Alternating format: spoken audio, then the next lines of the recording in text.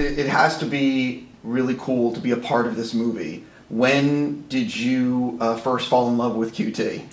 Well, on Django, I really felt like this is such a person, talent aside, he is just a leader in every sense of the word, and he brings people together. And to work as a crew member on a crew under somebody who genuinely cared who every person on that crew is, there's nothing better than that. He literally can make people go to the ends of the earth for him because he's so invested in the people around him and them feeling like they are each a part of making a movie with him. So it's really more than just his talent, because that just goes without saying. It's his personality. I mean, his charisma and his passion can get the type of leadership unlike any other director I've ever seen. And I mean, I've worked with amazing directors and I'm grateful for that. And I mean, Terrence Malick has the same thing where he's like, we're going to like walk 8 miles and everyone's going to come along. Everyone's like, okay, we'll go.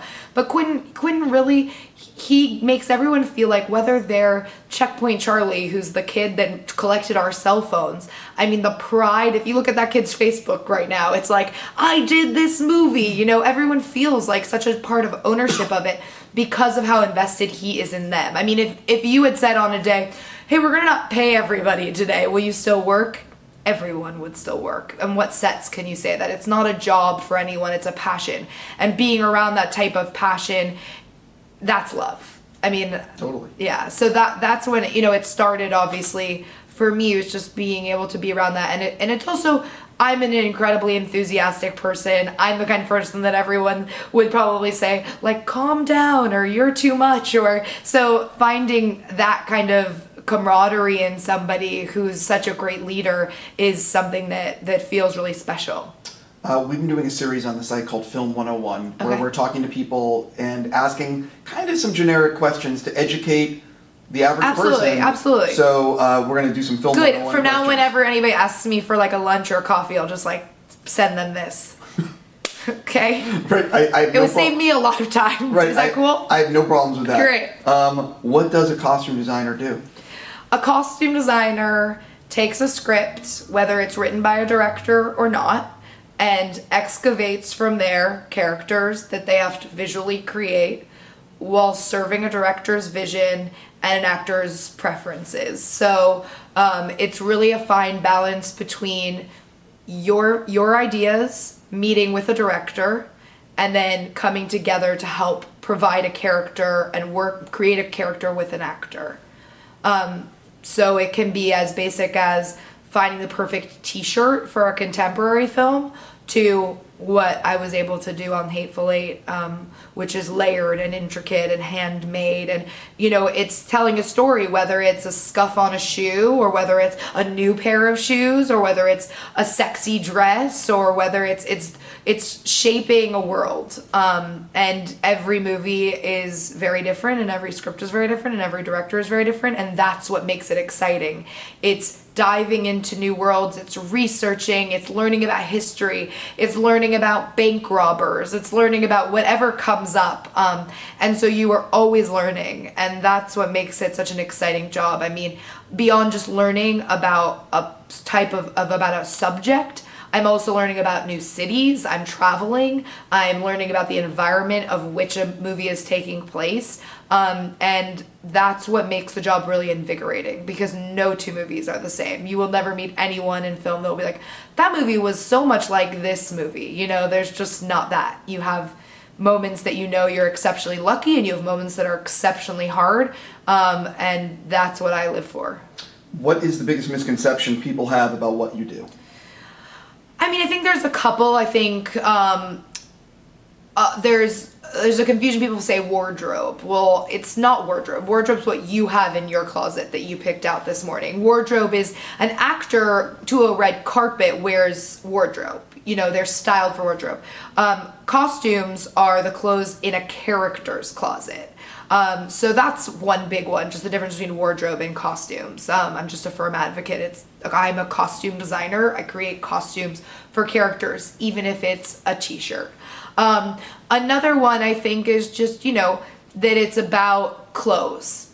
It's not about clothes. It's about story. So for me, as much as I love clothes and I like shopping or I like getting dressed, I love telling stories. So as much as I'm interested in a big coat I might have made for the Hateful Eight, I'm interested in what part of the pocket is worn down from that character pulling in and out a handbill, or pulling out a Lincoln letter. And that's what interests me. And that's just, I don't think you should go into this because you love clothes. If you love clothes, you should go into fashion. If you love stories, then you should go into costumes. How soon are you on a movie, and when do you leave? I leave tomorrow for Baby Driver with Edgar Wright to Atlanta. No, what I was going to say, I knew that part. Oh, okay. I'm a huge Edgar Wright fan. Yeah. But speaking about for previous films, how soon are you on a movie? Better yet, let's use Baby Driver as the example. That's obviously shooting soon. Yes. How soon did you get involved in it? Well, I met on it 8 weeks. I mean, again, just like every movie is different, every process of getting every movie is different. I've been very fortunate. From the time I started designing fully after Django, I designed a little bit before that. From the time I started designing fully after Django, I designed 9 movies till Hateful Eight, which is not a lot of time to have done that. I was going to say that's not a lot. And every single job I ended, I had my next job already. That's very rare. I feel very fortunate. I could have kept with that trajectory on Hateful Eight. I was very fortunate to, again, continue with good offers and good options, but I knew I needed a break, so I was able to kind of carve out some time off for myself. But, I mean, I would say it's up to you. I mean, I feel like it's up to me. I get involved. I've been on movies where it was me and the director. I was the first Western I ever designed before Django. It was me and the director. I was the first department head. I was the first person he talked to. I gave input on DPs and input on production designers. So sometimes I'm in that boat, and then sometimes I'm like, I know that the production designer is already building sets. Like, are they going to let me know if I have the job or not? So it's pretty varied. I think, Baby Driver, for instance, I met with Edgar 8 weeks ago. He, continued to look at other department heads and cast and everything like that. And then they got around to, okay, now we actually have to make the decision on costume designer, and can you take a second meeting? Came in for a second meeting. Okay, yes, we want to do this movie with you, and you leave for Atlanta next week. So it really, you always have to have basically a bag packed. I'm never too set on staying home. What is I think we've actually covered that. Can you compare 2 different directors you've worked with that have completely different tendencies? Now I'm just trying to because all you want to do is say how wonderful Quentin is, because he's really that wonderful. So I'm just trying to think of someone. I mean, I would say I was an assistant on a Terrence Malick movie. So say someone like Terrence Malick and someone like Quentin. Someone like Terrence Malick, there is a lot of improvisation. So the actors will know their lines and know the idea, but I did To the Wonder as an assistant, and I never read the script, and I had an idea of what I was shopping for every day for the designer, and I had an idea of what she wanted me to do because she had read the script, but I didn't really know conclusively what was going on any day, which was fun in an entirely different way, because like in the morning they'd come to you and say, oh, we're gonna do a wedding at the end of the day. Can you find a wedding dress in Bartlesville, Oklahoma, like for, Rachel McAdams? It wasn't for her, but like something like that. You're like, okay, great. Calling women's houses that own thrift shops that might have had a dress at their house. And then you work with someone like Quentin, and the script is the Bible. And if those actors improvise, except for Sam Jackson, pretty much, it's not really open for it. It's about the script. The script is our Bible, and you need to be able to recite verses. And that includes me. I mean, if there's a reference to a pocket, or there's a reference to a watch, or there's a reference to a handkerchief, and I don't have that there, that's unacceptable. That script is I can't tell you the number of times I've because that script is all of our Bibles, and Quentin will say that, So that's just an example of 2 wonderful artists and their approach, both improvisationally, and then of course things change, and Quentin's open when you're there and everything's together, but you need to know what's happening. And he wants everybody. I mean, no other movie I've worked on are you in a van with a transpo driver who's like, I love that one scene with Daisy and John Ruth, and you're like, everybody from craft service to PAs to interns gets that script, whereas some people are really uptight about that. They don't want to share that information. If you want to read it, maybe you got to go through a fortress, through a locked door, through a studio, through a blood test to be able to sit in a room with the script. I mean, for me, I practically go to bed with that script like on my pillow, you know, and that's a fun place to be able to have that accessibility to his vision, as opposed to a more mercurial discovery. Sure. Are there other film departments you have to collaborate with?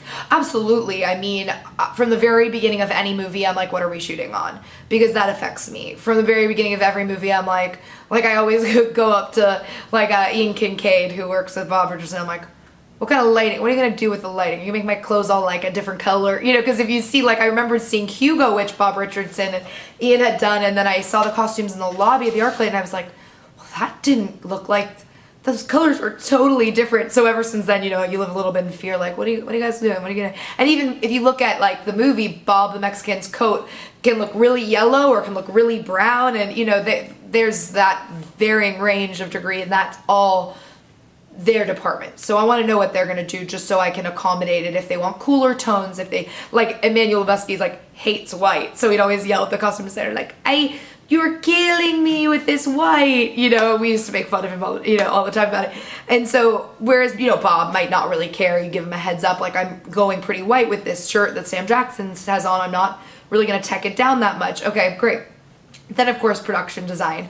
Obviously the goal is that we're there together every day and we get to, it's not always the reality, but I want to know what they're doing. And especially a Western, you know, I always joke a Western is like, how many different shades of brown can you create? Because it's just like, that is the world. So you have the snow, which is going to be white, and we know what that's going to look like. And actually in my fittings, I put snowy backdrops everywhere so we could see what those costumes look like in that world. And then I work with Yohei, and I send him pictures of the costumes, and then he makes little characters to put in his models. And so we do get to play around a little bit. And, you know, the goal obviously is that, you know, hair and makeup, obviously that's me. I tend to come on before them. So I might have some early conversations. Quinn is so specific about what he wants that he is directly communicating everything with them. I'm not even necessarily in the room. So they'll be like, he kind of wants this kind of mustache. Okay, great. This is the head wrap I had bought for her. Okay, cool. This is how we could work together. But those initial conversations, whereas on some movies come from a costume designer, with Quinn it comes from him. So obviously the goal is that we all work together to create a cohesive vision. What is the hardest part of your job and the most rewarding? Let's see. I think the hardest part and the most rewarding come from the same place, which is making actors happy and making actors feel like their character. So obviously there are moments where that's really challenging, and when you have a bunch of wonderful, talented, dedicated actors soaking wet and freezing cold on a mountain, and there's very little you can do about it, even if you change their shoes and buy them $300 electric socks and try and provide them with everything you can.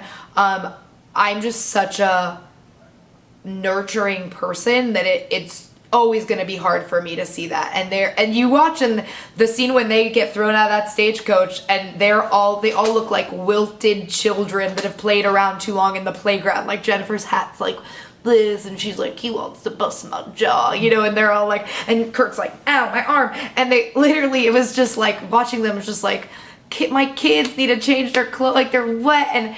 But then you get through that and you give them whatever support you can, and you physically provide whatever you can for them, and then they get to the other side of it and they know what we did together and they know what we accomplished together, and that is the most rewarding part. They are their characters, and working to provide them with that security through and through, because they're the first I am the first person they see in the morning, and I'm the last person they see at the end of the day, and my department is, and I want all of those people, I want everyone that works with me, and hair and makeup and wardrobe are the same way, that we are providing the environment for them to feel safe, and we're providing the environment for them to launch into their day as their character. And while that can sometimes be the hardest part of my job, it is definitely the most rewarding part of my job. How did you decide you wanted to be a costume designer?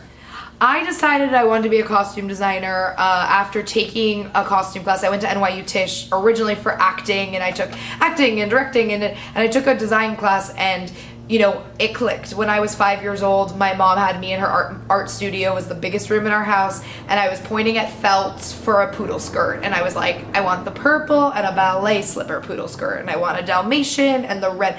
And I was an only child, so I was heavily indulged in that endeavor.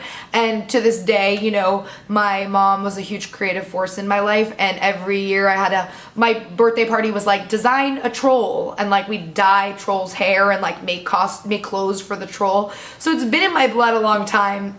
My mom likes to remind me of that since it took me a little while to figure out, but it's a perfect fit. I love actors. It's where I came from, so I understand them. And then I get to be a storyteller with a director and work with a medium that I understand and love. Sure.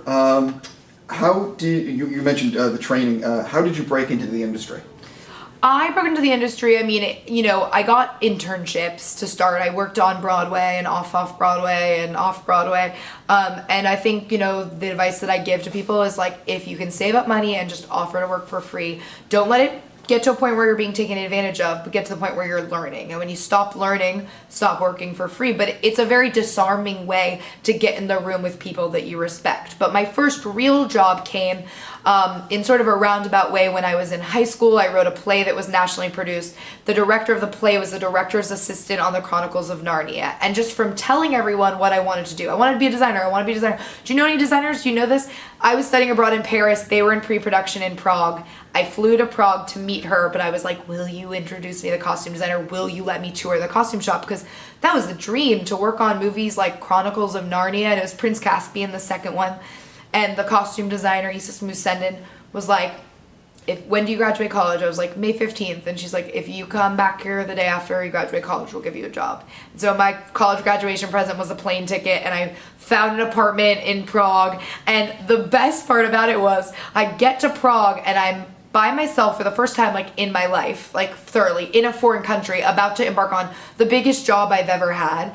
And I had to stay awake, right? Because it's like my first day and I had to start work the next day. So I walked around and I found a movie theater in Prague. And I thought, well, what movie could I see that would keep me up? And Death Proof was playing. And I thought, okay, I'll watch this because, Quentin Tarantino's movies are so loud and violent. I'll definitely not fall asleep through that. And I got out of that movie and I was just like terrified because I'm alone and I'm like, men are horrible and they're gonna like chase me down and kill me in their car and I'm terrified. And I always think back to that moment. It's like, who would have thought in that moment on my first big job that I would then later be designing for that man that kept me awake for the first day of work. It's a true full circle. And that's a great story. How has your process changed now that you've been working a lot more? I think you're just more confident. You're just, I don't think any designer, whether they are, the top designers of our industry, Colleen or Sandy Powell, I don't think Melina Canonero, I don't think any of those people would say to you, I'm done learning. I've learned. We are always learning. So obviously every tool I learn helps me feel more confident at what I do. Whether it's, what to do when an actor like throws a shoe at you or what to do when a director and you are not speaking the same language. And continuing to find ways to climb that wall to be able to get on the other side. And, I put so much heart into what I do. So I'm kind of bad at not taking things personally just because I care so much. And I'm trying to get better at that. But, I call my agents like crying and they're like, but you so special because you care so much. So don't lose it. I never want to be like, yeah, whatever. It's fine. Who cares? Fuck, Sure. What's the best advice you ever got about being a costume designer? Or the best advice you got for the job? I think I'll just talk about Hateful Eight because that was a prep was really challenging, just getting Quentin's vision across and trying to make him happy, and the costume designer who did Django, Sharon Davis, said like, get to the first day of shooting, just get to the first day of shooting, because Quentin is happiest when he is shooting and he sees that it all came together the way we all know it's going to. And that was really good advice, because it just gave me a goal. Like, this will be the day when things change. And it was. And she knew that from Django, and I knew that from Django, but hearing it from her, and her generously giving me that advice was really wonderful. So that was the most prevalent advice. And then I guess on a grander scale, I had a lot of people say early on in my career, like, don't jump into designing. Learn from people, learn from the best. And so I really sought out my heroes to work for them and watch them work. And even now I'm like, if I could only go back to watching in a fitting and see how they dealt with this, because obviously when I'm being a shopper or an assistant, I'm not thinking like a designer, I'm thinking like a shopper. I'm thinking like, so I'm watching it happen, but I go back and I'm like, if I could only remember exactly how they responded in those moments. But I know that working for the people that I want to be gave me a leg up to being more confident to try and be those people. So work for the best, work for the people that inspire you, know the people that inspire you, and try and be like them would be my best advice. Last question for you. Is there a day or two you will always remember from making Hateful Eight? Yes. The biggest memory is, so Chris Mannix has this coat, and in the script it's described as a Superfly men's winter coat, and Quentin didn't know what he wanted for that, and we didn't know, and I tried this and I tried that, and I tried this and I tried, and finally I came up with a really cool coat, which was like this cutout coat that he ends up wearing. He actually kind of like magically appears in it, because I come onto set one day, and I show Quentin this coat, and Walt loves it, and I love it, and we're so excited about it, and Quentin goes, you know what, you did it. That is a Superfly men's winter coat. But I think for the beginning when he's freezing to death, maybe he just shouldn't have a coat on. And I was like, oh, because we had finally like nailed it, and I knew we nailed it. And he said, well, put it in minis, just put it in set dressing, because maybe he'll get to it or someone can put it on. And I walked onto set one day, and he had written a scene where Walt finds this coat, where Chris Mannix finds this coat and is like trying on all these coats and minis and is like, this looks like bear shit, like this, and then he puts on the coat and he's like, this looks good. And he had like written a scene for the coat, and I'll never forget that moment of just being like, not only did I crack that image in his head, he actually wrote something, and up until the second to last final cut, it was there, the last cut. So I got to see it with an audience a couple of times. So I'll always remember that, just being able to go full circle on something that was really challenging, that ended up feeling like such a victory, and that, I got to walk into a scene being written about a garment. I mean, that was a dream. So that was really high up there. It's funny. I spoke to Fred, and I'm a huge QT fan, and I would love to see all those deleted scenes. Oh my god, me too. Yeah. On Django too. Trust me. I can't wait if he does like a Django miniseries to have it all in there. Yeah. I mean, that's the craziest thing is like, it was like choosing between children, and being more a part of the editing process than I ever have normally get to be as a designer. I was like, how could you get rid of that? How could you? He's like, you can't have it all. Like, you have to get rid of stuff. And I'm like, but they're all so good. Like, it's truly all so good. Well, good. That means you didn't think it was too long, so that's good. Well, I mean, you're talking to the wrong person, because I could watch a 4-hour movie. Me too. Like, the unfortunate part is the average moviegoer loves a movie that's 90 to 110 minutes. And obviously there are movies that belong in that time frame. Sure, of course. But there's plenty that should be long. Yeah. And the average person, wants to jump out of a window. Oh, that's how Quentin and I felt when we saw Steve Jobs. We were like, but when's the next act? Like, we were like, we could have just, and that's what happens when you have dialogue that good. And if you're not sitting there and listening and taking that in, you're not watching movies right. Yeah, I have to end, but it's funny you bring up Steve Jobs, because everyone I speak to, if you know anything about movies, you love that fucking movie. God, it was amazing. Right. It's a brilliant film, and you wonder, I thought it would be huge, because Me too. It's so good. When I heard that the Ashton Kutcher Steve Jobs did, I was like, wait, I didn't see it, so I can't, but I just mean, come on, like, the acting and that dialogue, I mean... No, it's I was literally waiting for their next conference. Like, I was it's Danny Boyle and Aaron Sorkin crafted a phenomenal film. But you get Aaron Sorkin and you get Quentin Tarantino. Just be lucky you're sitting and listening to their dialogue, It's not going to be forever. Just listen to it. Listen, we're on the exact same page. On that note, thank you so much Thank for your you. time. It was very fun. Let me hit stop.